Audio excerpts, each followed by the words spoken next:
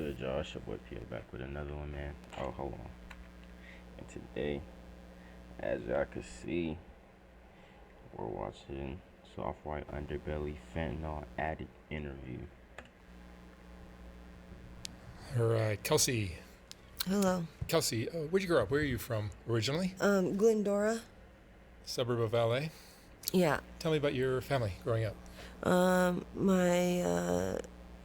Well, I have a stepdad, and he used to, he was an alcoholic, and he used to beat my mom sometimes, and he was in love with me and everything like that. So, but my mom doesn't know. I'm not gonna lie. I'm not even trying to be disrespectful, but I don't know if this is a girl or a guy, but I'm gonna call her a her, cause her name is Kelsey. So I used to get high and drunk with him and everything like that when she would be gone, and he would be telling me all this stuff like he's in love with me and behind my mom's back and all that. And I woke up one day with his hands down my pants. Yeah, so that really fucked me up. How old were you?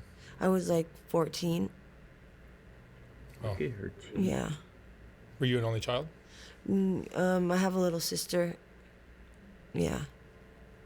Did that ever get anywhere, or that behavior from your dad was just one time? No, after that I just kind of took off, and yeah, and then now he's not around anymore, so, but he'll always be there because he's my little sister's dad. So, but make sure you like, comment, sub if you like this video. Now we don't, he doesn't live with me anymore. Do you talk to him at all? No. Since that event, you haven't? No, I seen him and everything like that, yeah. But I had to keep it from my mom and everything like that. I didn't want her to know. Yeah. So you kind of ran away at 14? Yeah. And where did you go? You been on the streets? Yeah. To other people's houses, my friends' houses, all around, just to Azusa, from Glendora to Azusa, and then from Azusa to LA, really. Yep. And you're on Skid Row now? Yep. How old are you now? 28. 28. So half your life you've been on the streets? Yep. And drugs? Yep. When did that start for you? I started back then too.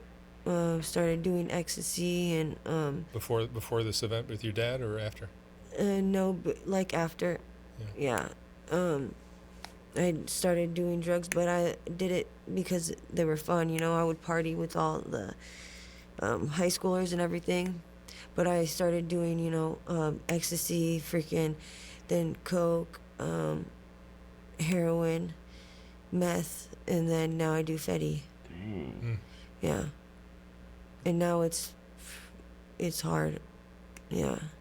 What does your life look like now? What does your typical day look like? Well, I'm always trying to find a way to get money, and so I could get Fetty. What are your most effective ways of getting money? Sometimes I have to, we'll be with dudes. Yeah. That's pretty much everybody down there, male and female. Yeah. Just not everyone admits it. Yeah. Ew! That's got to be Huh? That lifestyle's got to take a drain on you emotionally. Yeah, it pretty much is. Right now, it's just, I'm over it. It's becoming so difficult now that my hair is all short, so I'm not able to get, as much clients that I did before. Yeah. So I'm not able to get as much money, and I'm just always sick. It seems like always trying to find a way to get Fetty. You're getting dope sick. Yeah. A lot more now. What kind of guys are hiring you? Well, literally, just this one older man, and just a bunch of older men, really. Gross. Or people randomly in the cars. People that come to Skid Row just to pick up? Well, yeah, if I'm on the street and they pull over in their car, just real quick. Yeah. Are you safe? Well, yeah, I'm safe. I only usually give head, to them. But they always want to have sex, Yeah. So. Look at her mouth. Are you using condoms and stuff? Well, yeah, but I don't have sex, though. So, if they try, then that's not really cool with me. But usually Bro, what? This. they're okay, But this last time, this dude that I was dealing with, he's freaking Persian. He's crazy, and he freaking you know was always trying to freaking force me to do shit with him. And he was really physical and abusive. Is that the one who beat you up? Yeah. Yeah, you showed me a photo. Yeah. Your face was pretty black and blue. Yeah. Dang. That's him. And in situations like that, you don't go to the police because... Explain why you don't go to the police. Yeah, I don't go to the police because you just don't do that. That's not what you do unless you want to get fucked up even more, Right. That's why people don't get the police involved when terrible things happen to them. Exactly. Because your existence on the street you can't really do it anymore. No, you can't. Then you'll be a snitch or a rat, and then you'll end up dead. Yeah. Yeah. Wow. But also, not only that, but you don't go to the police because if you have other people that, instead of going to the police, you can have some other people go and handle the situation instead for you in a different way. Right. She knows some So- demons. Welcome to the streets. Yeah. Basically. That's why people get upset sometimes. On my channel, they'll see somebody who's been through something really terrible. And like, Mark, how come you didn't report this to the police? I'm like, because I'll be dead or someone else will be dead Right. if you do that. Yeah, you can't do that. Yeah, the streets are so unbelievably, Vicious. Serious. yeah. And it is serious too. They will, if you rat or whatever, then yeah, you're gonna get fucked up. They'll kill you. And so, but it's always better to have somebody who you can call that will handle anybody that fucks with you, and they'll come and deal with them themselves, and he won't get away with it. Make them apologize? Basically, yeah. Yes. Do you have any friends? Not really. No, I'm always by myself. So, yeah. What is the hardest part of this lifestyle for you? Just dealing with the creeps that... Pretty much, yeah. Dealing with that, and people just always wanting to, have sex with me or just use me and stuff like that. Everybody just ends up using me or wants to abuse me, shit like that. But And waking up dope sick has got to be really horrible. that part too. That's the number one hardest thing, is to get money and to not have any money and not have enough dope. Really, that's sad to say. Did you ever think when you were younger that you'd ever get into a situation like this? No, not really. What kind of things did you want to do when you were... Like I want to be my life's not over, but I want to No, be a you're young. dancer. I wanted to do be a model, stuff like that, and have like a career for myself. But right now, it's just not working out. Yeah. What do you think would help you?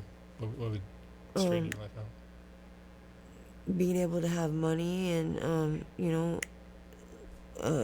car, money, stuff like that, so I wouldn't have to worry about getting sick Mhm. all the time.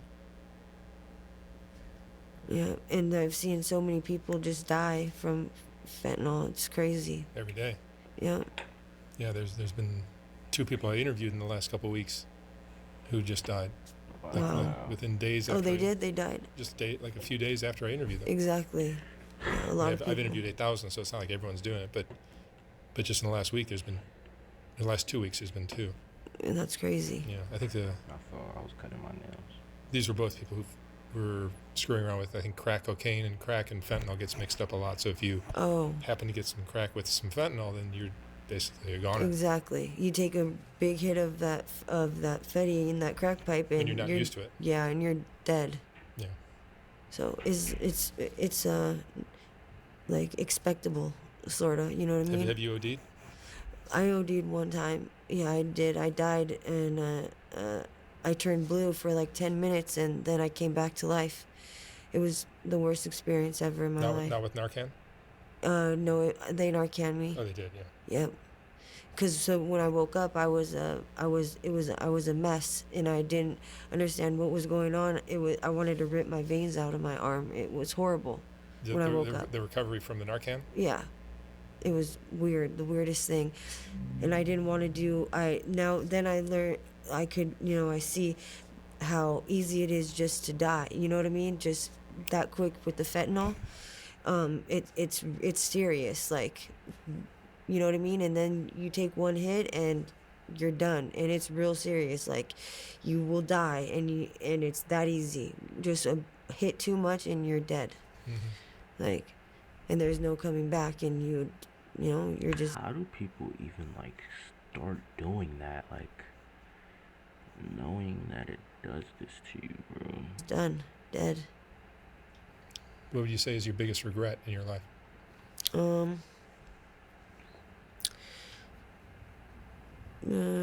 Probably getting on fentanyl, mostly. Yeah.